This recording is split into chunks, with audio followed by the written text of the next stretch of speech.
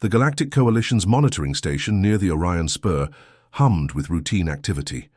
The vast structure hung in space like a glittering metal spider, its 8 arms extending outward to house sensors that tracked movement across 50 light-years in all directions. Commander Tay sat in the central command hub, his 3-fingered hand absently tapping against the arm of his gravity chair as he stared at the holographic displays with practiced boredom. Another cycle, another shift of absolutely nothing, he muttered, taking a long sip from his morning cup of steaming blue kaffa.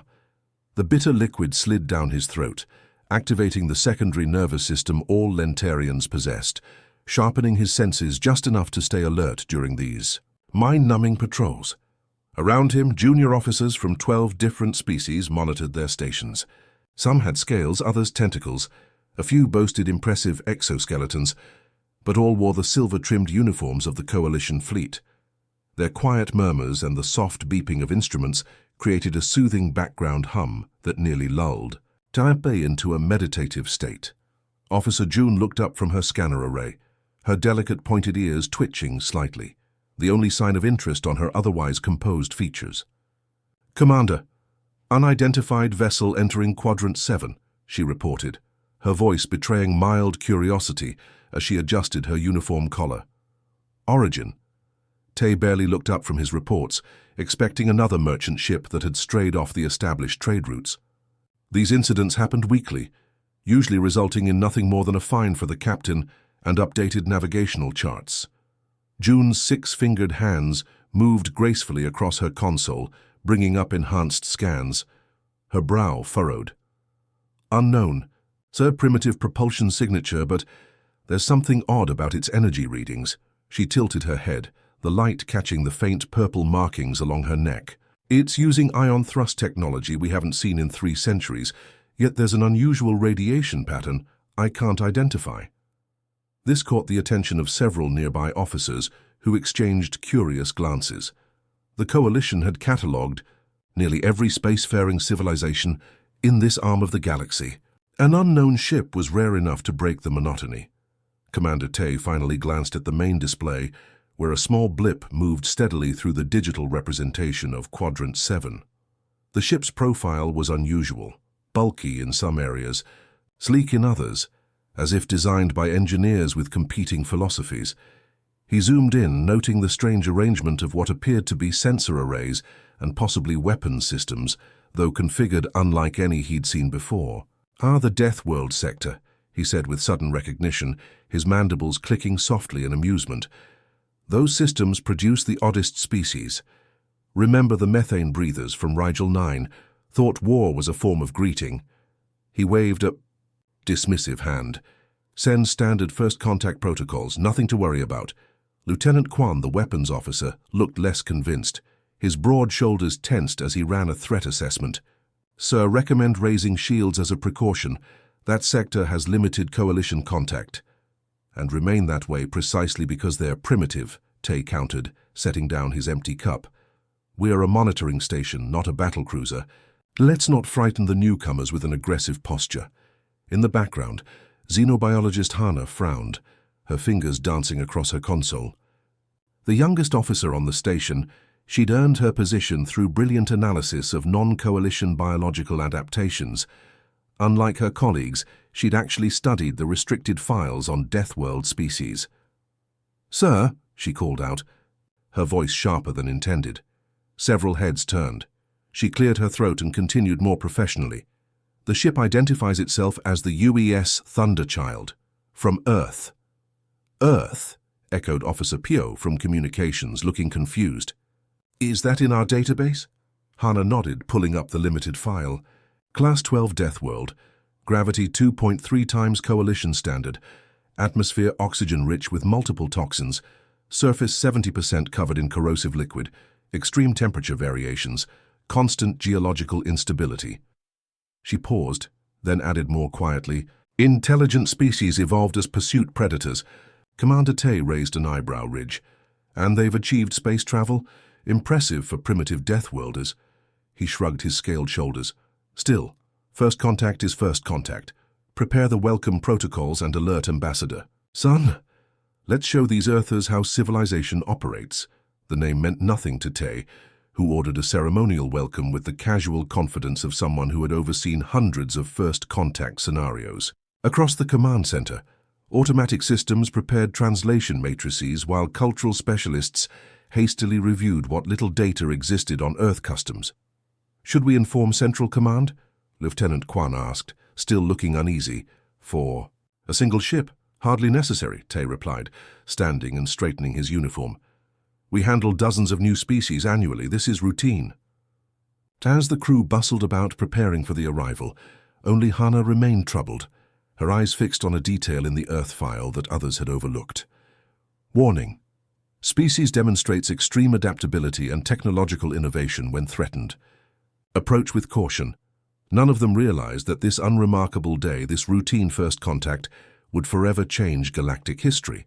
The Thunderchild grew larger on their screens, its strange hull configuration reflecting the light of unfamiliar stars, carrying within it representatives of a species the galaxy was entirely unprepared to meet.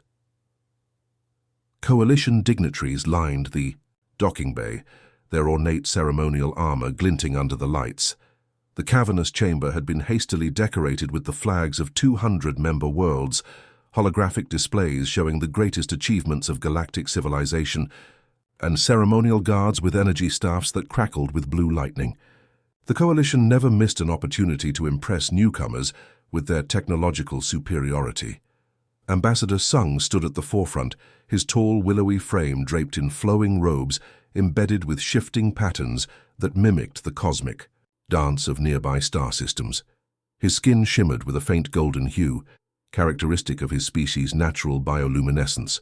He adjusted his translator, a small device at his throat that would convert his melodic language into whatever crude sounds these Earthers used to communicate. "Remember," he whispered to his aides, "speak slowly. Deathworlders often have primitive, cognitive processing." His aide Miro nodded, 6 eyes blinking in sequence. Behind him, Security Chief Day remained vigilant, his forearms crossed over his chitinous chest. Unlike the others in their ceremonial finery, Day wore functional battle armor, thinly disguised as formal wear. His species had evolved from predatory insects, and that heritage showed in his cautious posture and constantly moving sensory antennae. "Scans indicate their airlock is cycling," Day reported, his mandibles clicking softly.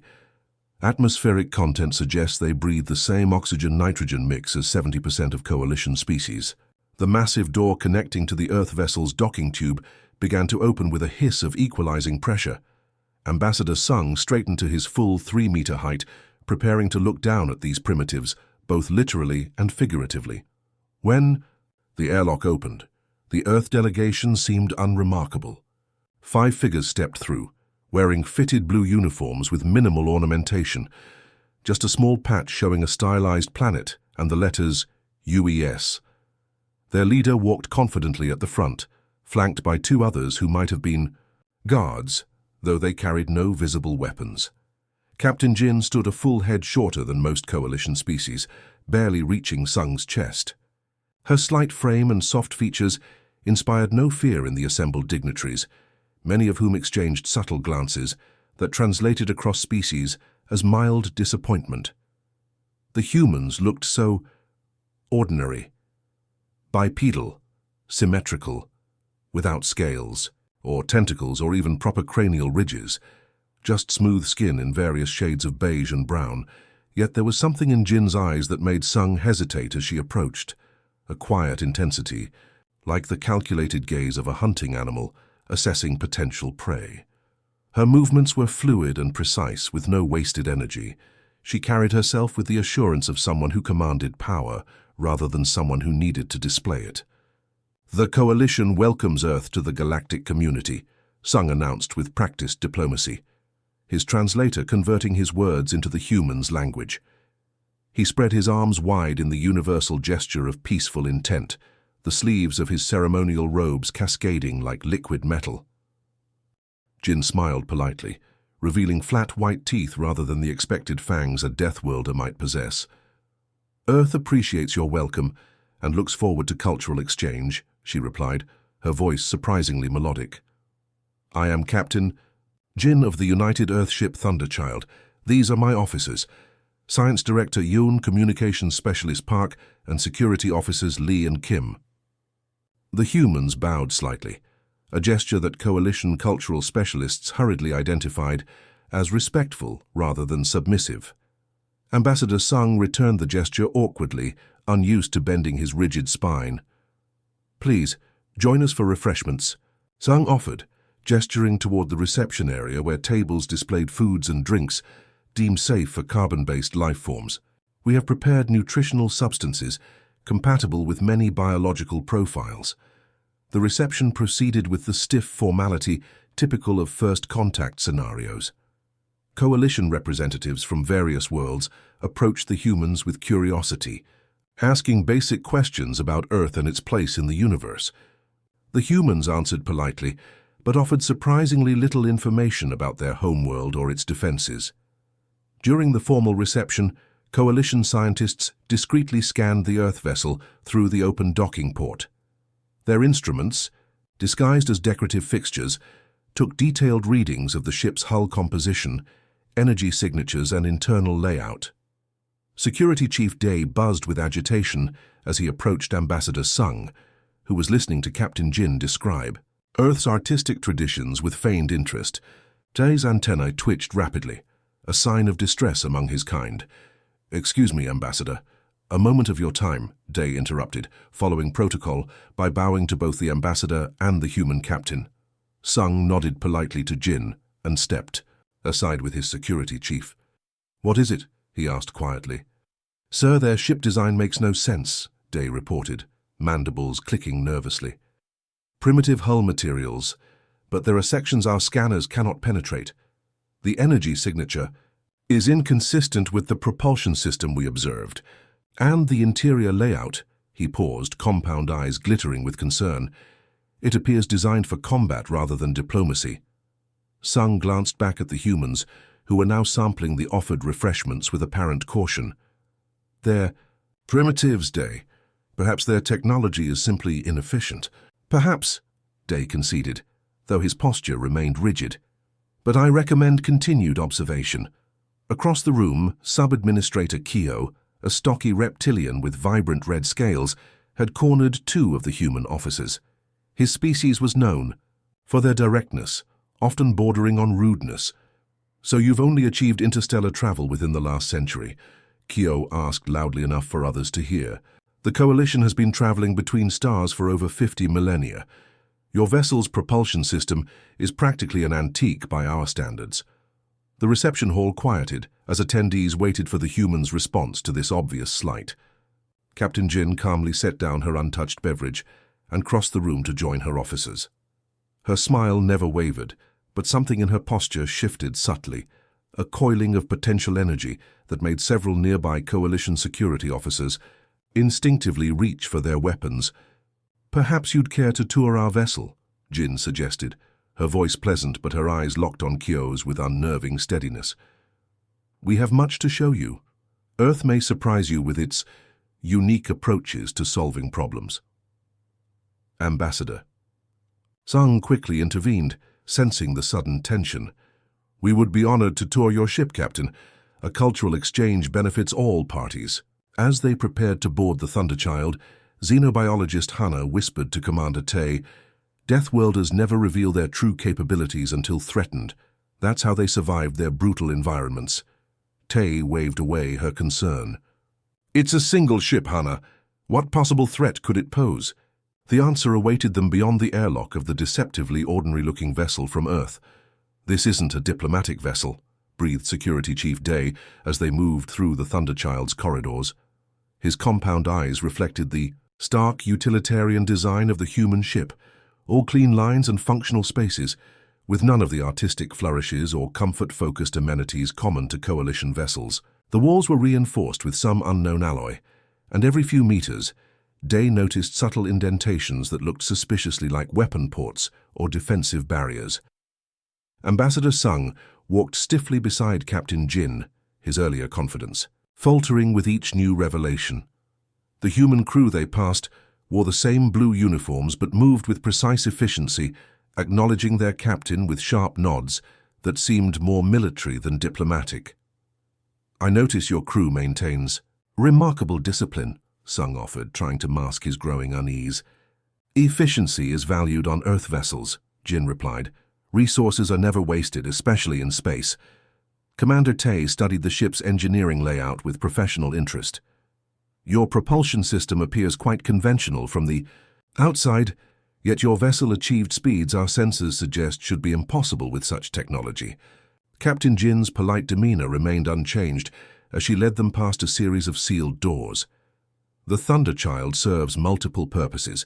Primarily, it ensures Earth's interests are protected. She gestured toward a view screen displaying the ship's schematics. What appears outdated often conceals innovation. Humans prefer to be underestimated. It's a survival trait from our evolutionary past. Xenobiologist Hana couldn't contain her scientific curiosity. "Your species evolved on a high-gravity world with extreme predators. Our records suggest Earth has over 100,000 species that could kill your kind. How did a hairless primate become the dominant species?" Jin smiled, a gesture that somehow seemed both genuine and predatory. "Adaptation, intelligence, and most importantly, persistence." They turned a corner, and Security Chief Day noticed how the lighting shifted subtly, causing his vision to blur slightly. His antennae twitched with irritation.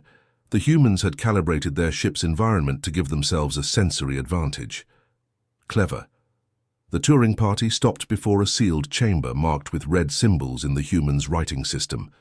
Captain Jin pressed her palm against a scanner, then spoke several words in her native language. The door responded with a series of mechanical clicks. "What you're about to see is not typically shown to non-Earth personnel," Jin explained. "Consider it a gesture of good faith in our future relations." With a simple command, Jin opened the doors to reveal rows of combat suits and weapons unlike anything in Coalition records. The chamber stretched deeper than seemed possible from the ship's external dimensions, housing dozens of armored exoskeletons arranged in perfect formation. Each stood 3 meters tall, their surfaces a dull, matte black that seemed to absorb light rather than reflect it. Unlike the bulky power armors used by Coalition military, these suits were sleek, articulated in ways that suggested inhuman flexibility. Ambassador Sung swallowed hard. "These are impressive. For defensive purposes, I assume." "Of course," Jin replied smoothly. "Just as your ceremonial guards carry energy staffs capable of vaporizing organic matter, we too prepare for all contingencies." Commander Tay stepped closer to one of the suits, noting the unusual configuration of its limbs and what appeared to be multiple weapon systems integrated directly into the armor itself. These appear designed for non-standard gravity environments. "Good observation," Jin acknowledged. "Humans evolved as persistence predators," she explained casually, running her hand along one suit's arm. "We're not the strongest or fastest species, but we never stop coming. These Atlas units enhance our natural abilities. They can operate in any environment from vacuum to crushing depths, extreme heat to absolute zero." Day's military training recognized the implications immediately. "Your soldiers could fight on any world in the Coalition, regardless of atmospheric composition or gravity. Or defend against any potential threat," Jin countered smoothly. "The universe is vast and unknown, Chief Day. Earth believes in peace through preparedness."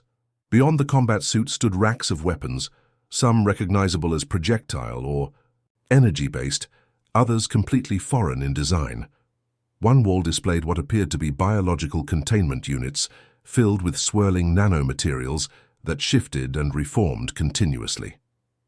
"Adaptive countermeasures," Jin explained, noticing Hana's fascination with the containers. "Capable of neutralizing most known biological or chemical weapons. Another survival trait from Earth.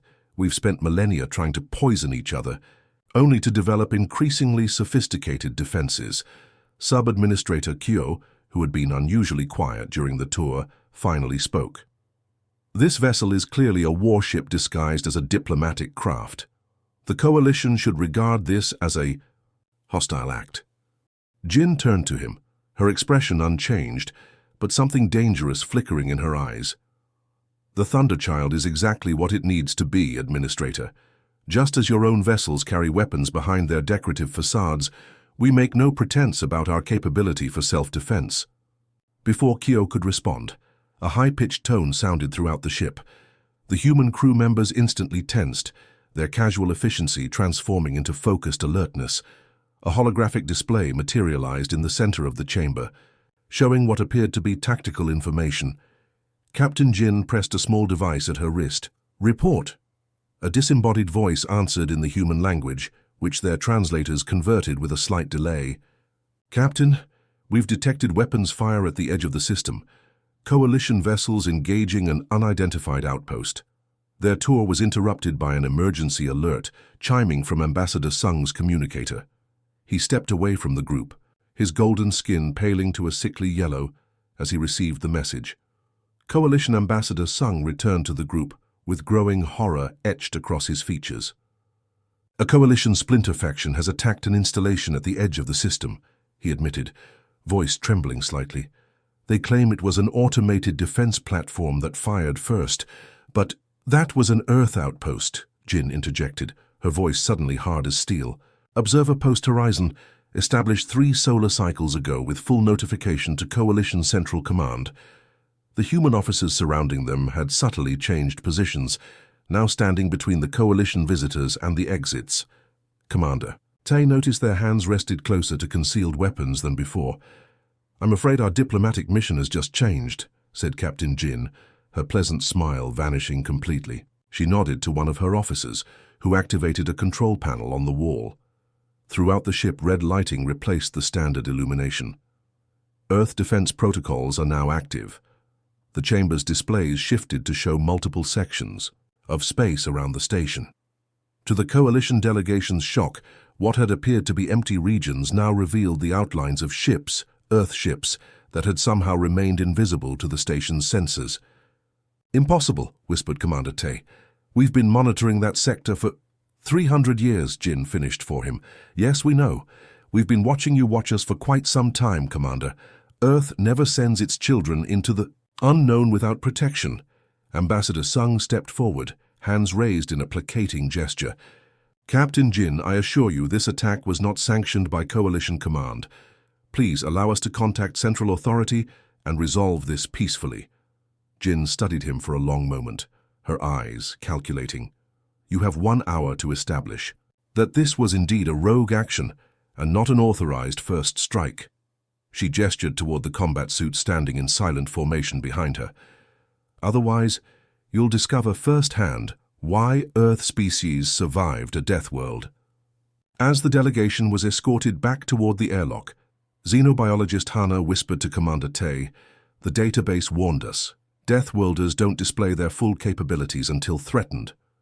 She glanced back at the human captain, standing calmly amidst the controlled chaos of a ship preparing for combat.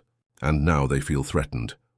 Throughout the Thunderchild, compartments that had remained sealed during the tour began to open, revealing the ship's true nature, not just a warship disguised as a diplomatic vessel, but something the galaxy had never encountered before.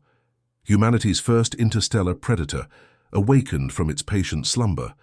The station rocked as pirate vessels, emboldened by the growing tension, launched a surprise attack.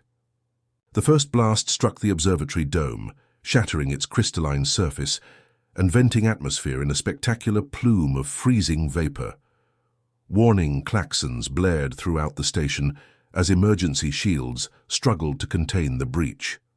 3. "Vessels Morkai-class raiders," reported Lieutenant Kwan, his fingers flying across tactical displays. "They're targeting our communications array and defense grid." Coalition forces scrambled to defensive positions, but their coordinated response faltered in the chaos. The station's security protocols hadn't been tested in actual combat for decades, their regular drills suddenly proving woefully inadequate against the reality of a coordinated assault. Commander Tay fought to maintain order from the command center. "Bring secondary shields online, redirect power from non-essential systems." Around him, officers from a dozen species worked frantically, some freezing in panic while others shouted contradictory orders. A second impact sent tremors through the station's superstructure. The lights flickered, then dimmed as emergency power engaged. Through the main viewport they could see the pirate vessels, angular predatory ships covered in mismatched armor plates and sporting weapons clearly salvaged from military vessels. Their hulls bore the scorch-mark insignia of the Red Scythe Collective, pirates infamous for attacking vulnerable outposts along the Galactic Rim. "They're jamming our distress signal," Officer June reported, fear edging into her normally composed voice. "No reinforcements will come." Ambassador Sung arrived at the command center, his ceremonial robes torn and his golden skin ashen with shock. "This is impossible. This sector has been peaceful for centuries." The attack on the Earth outpost, Commander Tay realized grimly. These pirates must have been watching, waiting for a moment of weakness. On the main screen, a communication request flashed. When Tay accepted, the scarred face of a Volcran pirate filled the display. Its eye stalks waved menacingly as it spoke through translator implants, grafted directly into its throat. "Coalition station, prepare to be boarded. Your defenses are compromised. Surrender valuable technology and biologicals, and we may allow survivors." Before Tay could respond, a second communication channel opened. "Allow us to assist," Captain Jin's voice came through the comms, somehow perfectly calm amid the chaos. The Thunderchild had broken away from its docking port and now maneuvered with surprising agility for its size, positioning itself between the station and the approaching raiders. What happened next left the Coalition Command Center in stunned silence. The Thunderchild's seemingly ordinary hull began reconfiguring itself. Plates shifted and rotated, revealing hidden weapon systems that had been completely invisible to their scans. What had appeared to be a standard diplomatic vessel now bristled with targeting arrays and weapon ports that glowed with unusual energy signatures. "Attention pirate vessels," Jin's voice broadcast on an open channel. "This is Captain Jin of the UES Thunderchild. You are engaged in hostile action against both Coalition and Earth interests. Power down your weapons and prepare to be boarded." The pirates responded with concentrated fire on the Earth vessel. Energy beams that should have crippled a ship of the Thunderchild's size simply scattered against its hull, absorbed by some unknown defense system that pulsed with blue-white energy. More alarming to the watching Coalition officers was the squad of human marines that launched toward the station in maneuvering units. Unlike the bulky life support pods used by Coalition forces for space traversal, these were sleek, form-fitting suits that seemed more like a second skin than protective gear.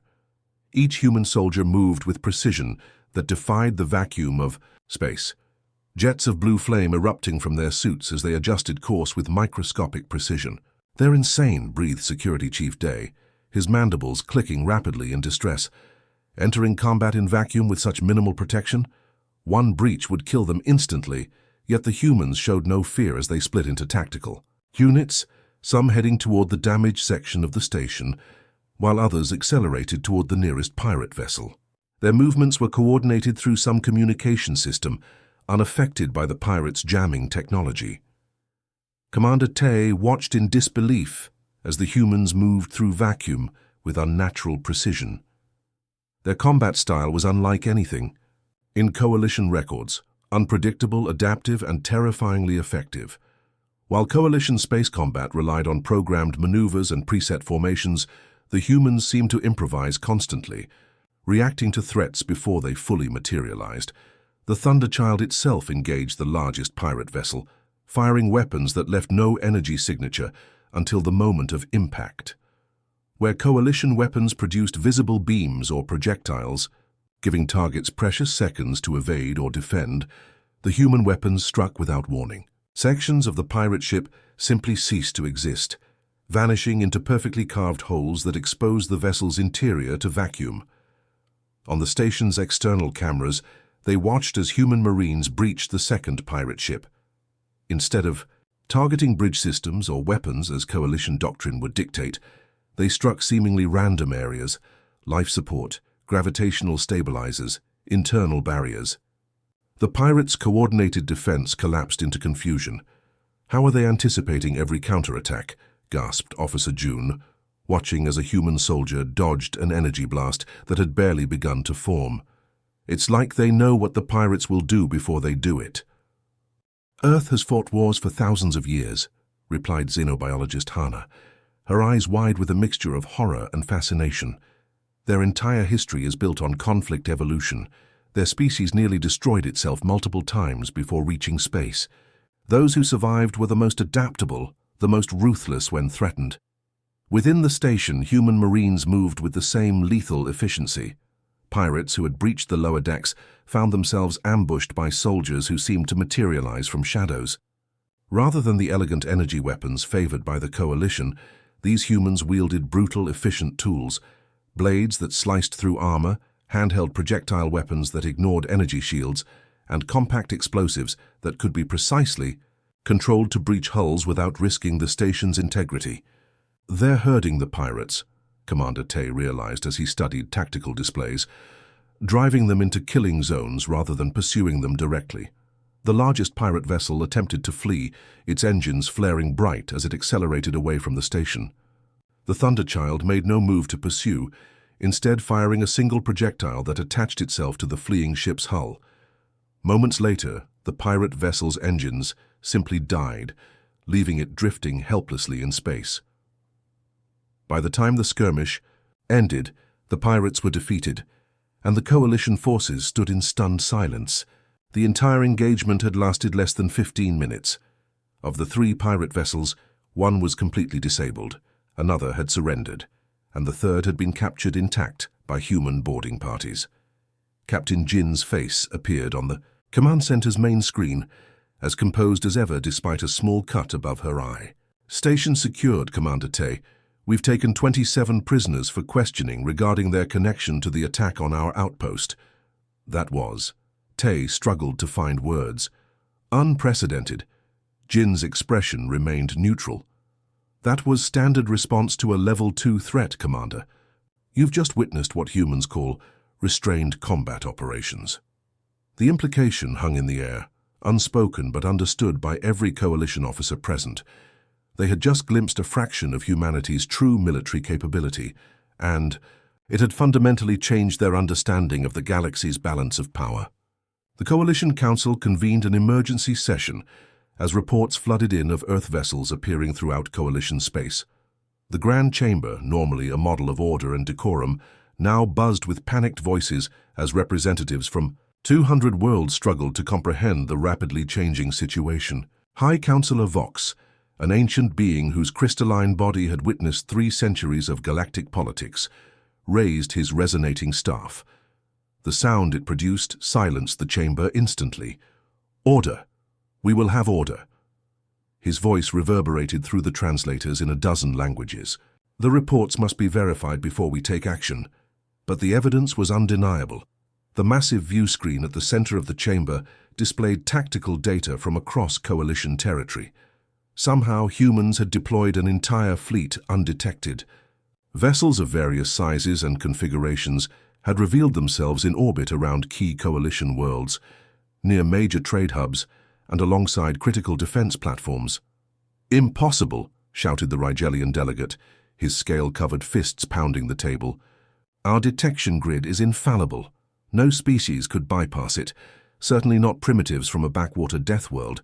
Security Minister Park entered the chamber, his usually impeccable uniform disheveled from what had clearly been days without rest. "The human vessels were already there," he announced grimly. "They've been positioning themselves for years, disguised as asteroids, derelict ships, or simply hiding in sensor blind spots we didn't know existed." A stunned silence fell over the assembly as the implications sank in. The Coalition, with its 50 millennia of technological development, had been thoroughly infiltrated by a species they'd only just officially met. "And the Thunderchild?" asked Councillor Vox. "Was it truly the first contact? Or merely the moment they chose to reveal themselves?" The chamber doors slid open, and all eyes turned to see Captain Jin enter, flanked by 2 human officers. Unlike her previous attire, she now wore a formal uniform adorned with symbols of rank that none present could interpret. She walked calmly to the center of the chamber, seemingly unperturbed by the hundreds of alien eyes tracking her every move. Ambassador Sung hurried to intercept her. "Captain, this is highly irregular. The Council has not yet issued an invitation for Earth representation." Jin merely nodded to him and continued toward the speaker's platform. No guards moved to stop her, whether from uncertainty or fear none could later say. Captain Jin addressed the Council with the same calm demeanor she'd maintained throughout the entire first contact process. Her voice, though soft, carried easily through the vast chamber. "Esteemed representatives of the Galactic Coalition, I come before you not as a conqueror, but as a messenger. Earth has observed your civilization for over a century, learning your languages, studying your technologies, and understanding your political structures." Murmurs of disbelief rippled through the assembly. A century of observation without detection? Earth doesn't seek conflict. "We prepared for it because our history taught us to expect it," she explained, her hands resting lightly on the podium. "You mistook our diplomatic approach for weakness. That was unfortunate." She gestured, and the main display changed to show a map of human vessels positioned throughout Coalition space. There were hundreds, perhaps thousands, far more than any single Coalition member could field. "Had we intended conquest, this conversation would not be taking place," Jin continued. "Instead, we reveal ourselves now because we believe the time for hiding has passed. The galaxy faces threats that neither humans nor the Coalition can confront alone." Ambassador Sung stood rigidly at the edge of the chamber, his golden skin flushed with a mixture of humiliation and dawning comprehension. He realized the terrible truth. The Thunderchild was just a test. Humans wanted to see how the Coalition would react to their presence. "The attack on our outpost was fortuitous in a way," Jin said. "It demonstrated precisely why Earth has maintained its vigilance. In a peaceful galaxy, such aggression would not exist." High Counselor Vox leaned forward, his crystalline body refracting light in patterns that expressed deep concern. "And now that you have revealed yourselves, Captain Jin, what does Earth want?" Jin's expression remained neutral, but something in her eyes softened slightly. "The same thing all sentient beings want, Counselor. Security, prosperity, a future for our children." She paused, looking around the chamber. "And recognition of reality." The display shifted again, showing technical specifications of human technologies. Propulsion, systems that defied current understanding of physics, defensive capabilities that could withstand forces no Coalition weapon could generate, and communication methods immune to interception or jamming. "The terms are simple," Jin continued, her voice clear and unwavering. "Equal standing in the Coalition, mutual protection, and cultural respect. In exchange, Earth shares its unique perspectives and technologies." She gestured to one of her officers, who stepped forward with a small device. When activated, it projected a holographic document in the center of the chamber. A treaty already prepared, with terms that would fundamentally reshape the power structure of the known galaxy. "We offer partnership, not subjugation," Jin said. "Earth has no desire to rule the Coalition. We simply refuse to be ruled." The debate raged for 3 full cycles. Coalition members argued, threatened, pleaded, and finally negotiated. Throughout it all, the human delegation remained patient, answering questions directly, but never revealing more than necessary about their full capabilities. Within days, the Galactic Treaty of Earth was signed. Coalition members watched with a mixture of fascination and fear as humans joined their ranks, not as subjects, but as equals. The speed with which the mighty Coalition had capitulated to a single planet's demands was unprecedented in galactic history. As the formal ceremony concluded, Commander Tay approached Captain Jin in the Grand Reception Hall. "I've been assigned as liaison officer to Earth," he said, trying to keep his voice steady. "I hope to learn much from your people." Jin smiled, a genuine expression this time, reaching her eyes. "And we from yours, Commander. The Coalition has achieved wonders we admire greatly. Our caution should not be mistaken for disdain." "But how?" Tay couldn't help asking. "How did a single species from a hostile world accomplish all this? Our scientists are still struggling to understand your technology." "Necessity," Jin replied simply. "On Earth, those who failed to adapt died. Those who survived passed on not just their genes but their innovations. Our greatest strength isn't our weapons or ships, Commander. It's our perspective. Which is, always assume there's something more dangerous than you waiting in the darkness, and become dangerous enough to survive it. In the weeks that followed, human representatives arrived at coalition worlds, bearing gifts of technology and knowledge. Their diplomatic corps, revealed to have been operating covertly for decades, emerged from cover identities to facilitate integration. Earthships began patrolling coalition space alongside their new allies, upgrading defense systems and establishing joint training protocols. In distant sectors, other civilizations received news of humanity's emergence with growing alarm. Stories spread of the deceptively gentle-looking species from a death world who had outmaneuvered the mighty coalition without firing a shot. Several aggressive empires that had been planning expansion into coalition territory quietly abandoned. Those plans, xenobiologist Hannah, now leading a joint research initiative with human scientists, recorded in her personal log, "History will remember this as the moment the galaxy changed forever. Not through war or conquest, but through the revelation of a simple truth. The most dangerous predators are not those with fearsome appearances or overwhelming numbers. The most dangerous predators, after all, were the ones you never saw coming, until they had already positioned themselves for the kill." On the observation deck of the station where it all began, Ambassador Sung stood beside Captain Jin, watching Coalition and Earth vessels conducting joint exercises. "Was it all planned?" he finally asked. "From the beginning?" Jin considered the question. "Not all. We planned for many possibilities. This was simply the best outcome for everyone. And if we had reacted differently? If we had seen the Thunder Child as a threat rather than a curiosity?" Jin's gaze remained fixed on the stars. "Then you would have witnessed not what humans call restrained combat operations, but what we call decisive resolution. And this conversation would be very different." Sung suppressed a shudder, finally understanding the full meaning of the human phrase that was rapidly spreading throughout coalition space. "Beware the shadow of Earth." The E, and